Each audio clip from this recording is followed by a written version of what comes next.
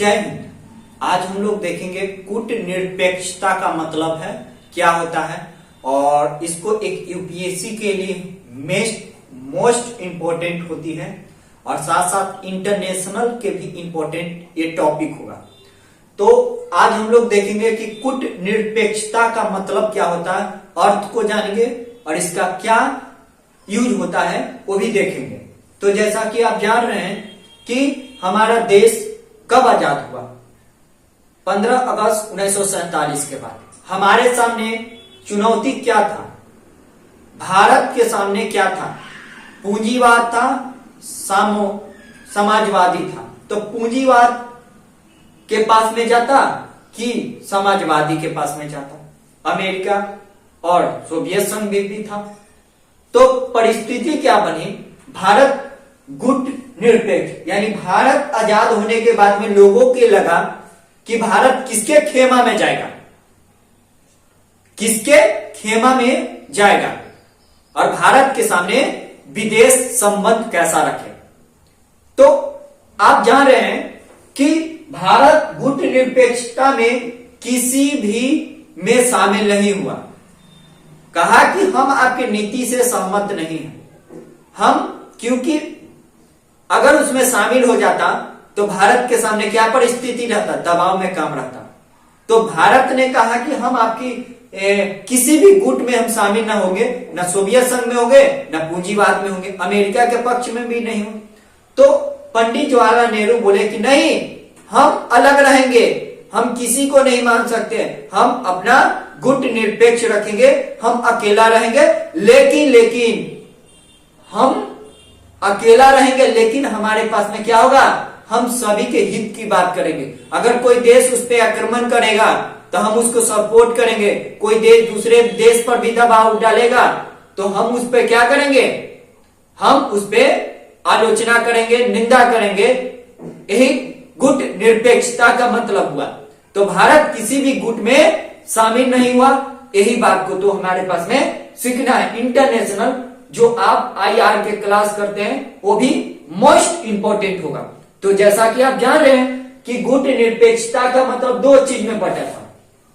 अब देखते हैं गुट निरपेक्षता, एगो आदर्शवाद देखेंगे, एगो यथार्थवाद।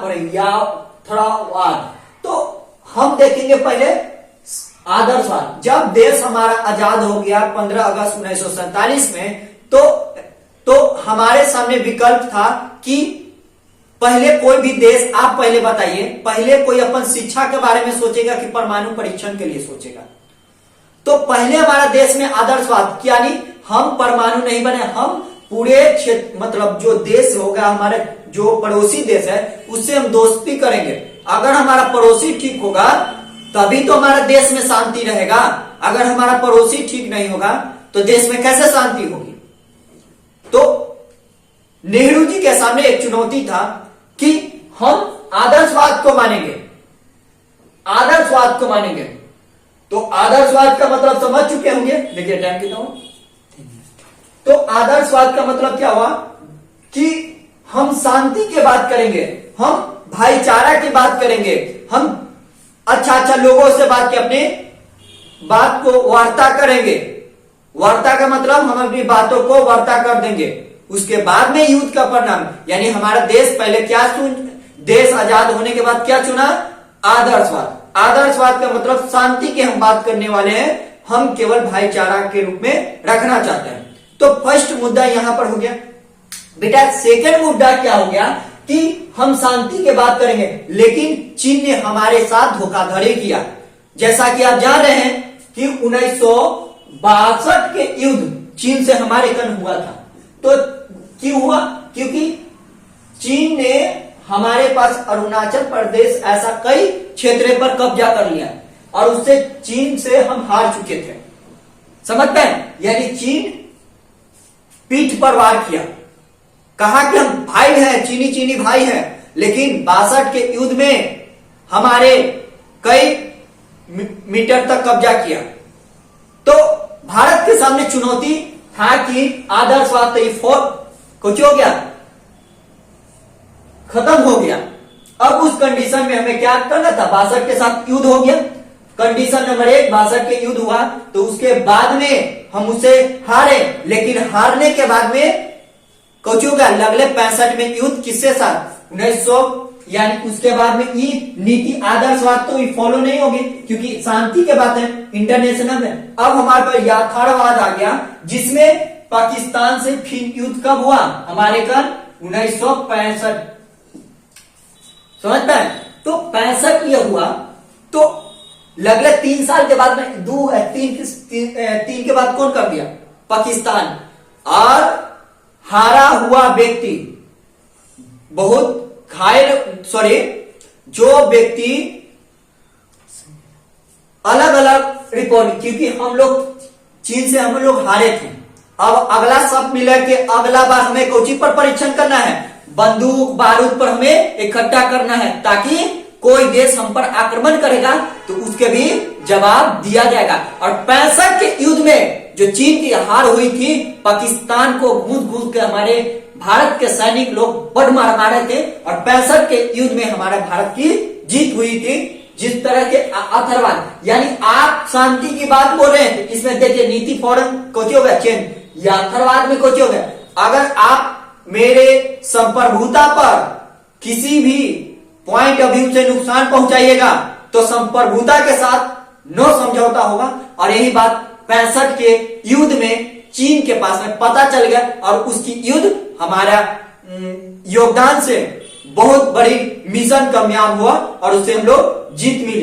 तो आप समझ गए कि आदर्शवाद और इसका कब के साथ, देखिए 1950 से लेकर 1962 तक का इसकी नीति कोची था आदर्शवाद, लेकिन इसके बाद अथर्ववाद, यानी आप हम पर अटैक करेंगे तो हम ही आप पर अटैक करेंगे।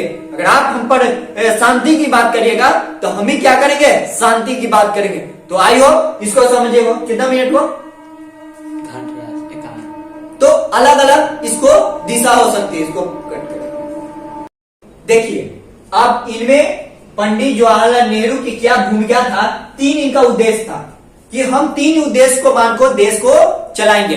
सबसे पहले हम अपने देश में संप्रभुता रखेंगे। संप्रभुता का मतलब क्या होता है कि देश के अंदर देश के बाहर किसी के दबाव में हम कुछ करेंगे, डिसीजन नहीं लेंगे, यानी अपने भारत की जनता को हित में रखकर नीति बनाएंगे। ऐसा होता है ना, भारत के लिए कोई भी कानूनी बनती है तो किसके लिए बनती है, जनता के लिए कि केवल पार्लियामेंट के लिए नहीं, सभी पर, यानी संप्रभुता। हम अपनी संप्रभुता से साथ नहीं समझौता करेंगे चाहे किसी भी परिस्थिति में। तो आई होप समझ में आया होगा कि संप्रभुता के देश के अंदर और देश के बाहर जो भी परिस्थिति होगा उसको हम अपने हित के लिए, अपने जनता के हित के लिए, अपने देश के हित के लिए हम किसी के साथ समझौता, अगर हमारे संप्रभुता पर खतरा होगा तो वह समझौता भी तोड़ेंगे।